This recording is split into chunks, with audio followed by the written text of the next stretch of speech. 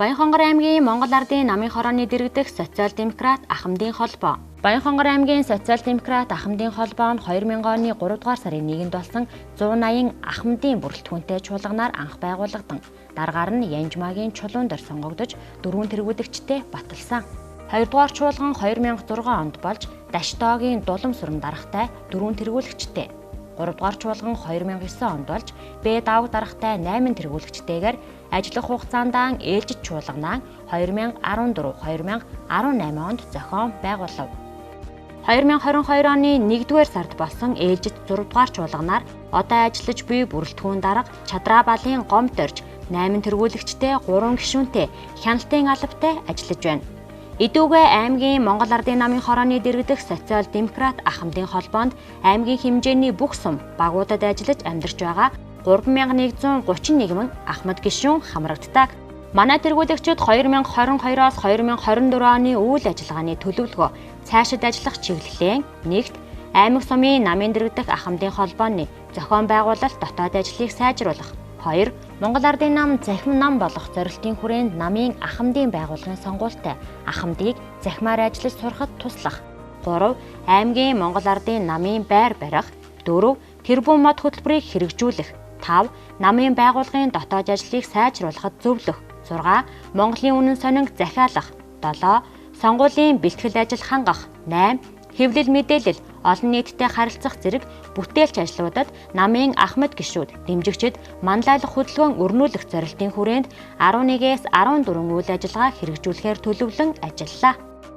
Энэ ажлаас тодруулбал аймгийн Монгол Ардын намын хороо, Монгол Ардын намын удирдах зөвлөлтөд хамтран зохион байгуулсан шин зүүн дэвшилтэд бодлого гэх мэт удирдах ажилтны сургалтанд оролцох сумын салбар холбоодын үйл ажиллагаатай захимаар буюу уцаар холбогдсон танилцж зохион байгуулалтын талаар зөвлөн тусалдаг. Аймгийн Ахмадын холбооны тэргүүлэгчид хоорондоо харьцдаг Монгол Ардын намын Ахмадын холбооны захим группээр ажиллаж хэвшлээ.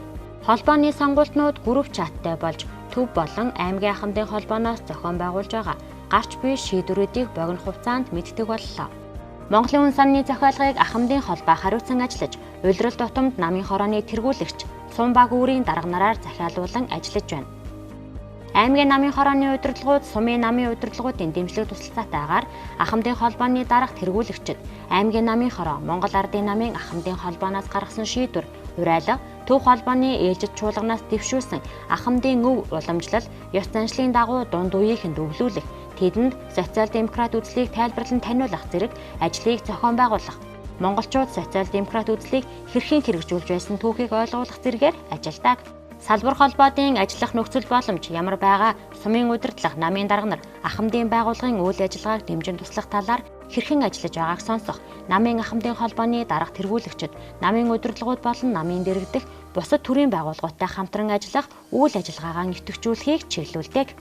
Намын Ахмад гишүүдийн оршин суугаа хаягнаас урт богино хугацаагаар шилжин суурьцах нь элбэг байгаатай уялдуулан эдгээр гишүүдийг захин бүртгэлд хамруулах ажлыг анхан шатны байгууллагад чиглэл зөвлөмж өгч үндсэн хаяг дээр нь захин бүртгэлд үнэн зөв бүртгэх, улмаар бүрэн шилжсэн тохиолдолд хасалт хийж дараагийн байгууллагын бүртгэлд хамруулах боломжийг бүрдүүлэхээр ажиллаж байна.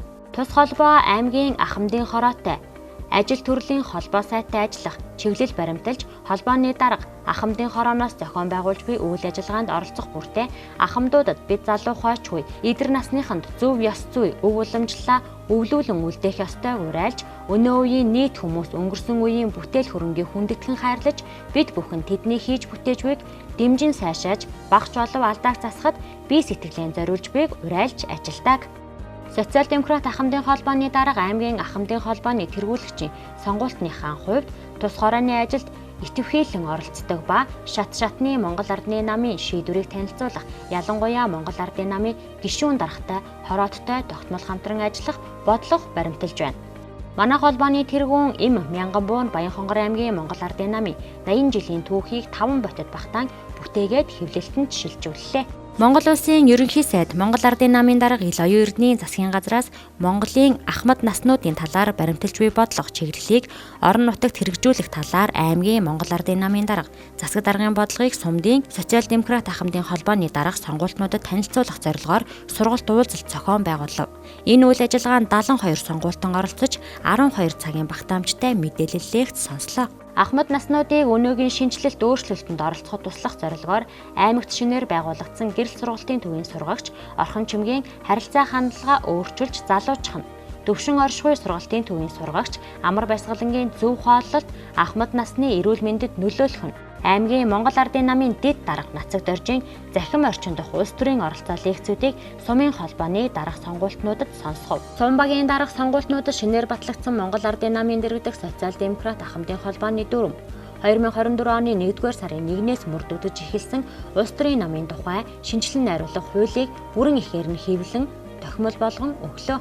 Цаашд манай холбоо улсын их хурлаар батлагдсан хуулиудын дотор Ахмад насны тухай хуульд нэмэрт өөрчлөлт оруулах тухай хуулийг иргэд залуу дунд үеийнхэнд таниулан сурталчлах, өөрийн гишүүд ахмадуудад Ахмад мэрэгчлэлтний зөвлөх үйлчилгээнд өргөнөөр хамруулж Ахмад үеийнхний хийж бүтээсэн, хэрэгжүүлж хэвшүүлсэн, бодож боловсруулсан сайн бүхнээ залуу дунд үеийнхэндээ зааж сурган өвлүүлэх, хойч үеийнхээ бага боловч алдааг застад залруулахад туслан зөвлөх үйл ажиллагааг чиглүүлэх зорилго тавьж байна. Бидний 2024 оны үндсэн зорилго бол Монгол Ардын намаас бүх шатны сонгуульд нэр дэвшигчтэй сонгогчдын олонхын саналыг ахуулах, Ахмад гишүүн дэмжигч бүрийн хойшлуулашгүй үйл ажиллагаа байх болно. Бүх шатны социал-демократ ахмадын холбооны удирдлага сонгуультнууд бид Монголын төр засаг юу хийж ямар шийдвэр гаргах үнэ гэж харж хүлээдэг биш, бид юу хийж яаж манлайлж чадах вэ гэдгээ харуулах эрмэлзэлтэй байхыг уриалж байна. Баянхонгор аймгийн социал-демократ ахмадын холбоо